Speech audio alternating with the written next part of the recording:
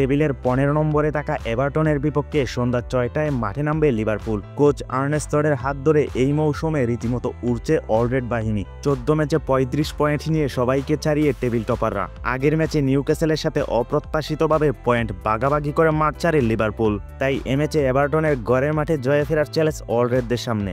লিগে দু দলের সবশেষ 5 দেখায় লিভারপুলের 3 জয় এবং এভারটনের 1 জয়, বাকি ম্যাচটি হয় ড্র।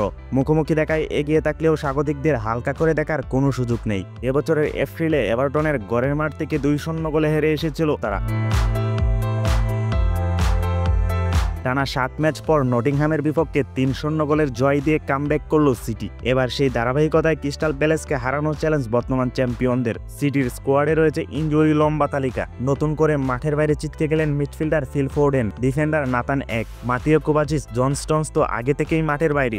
এই গুরুত্বপূর্ণ প্লেয়ারদের ছাড়াই ক্রিস্টাল প্যালেসের ঘরের মাঠে গিয়ে তাদের সাথে লড়বে বর্তমান চ্যাম্পিয়নরা। মুখোমুখি দেখায় এগিয়ে সিটিজেনরা। দু দলের 71 বারের দেখায় 38 জয় ম্যানচেস্টার সিটির। বিপরীতে ক্রিস্টাল প্যালেস জয় পেয়েছে 17 ম্যাচে, বাকি 16 ম্যাচে জয় পায়নি কোনো দল।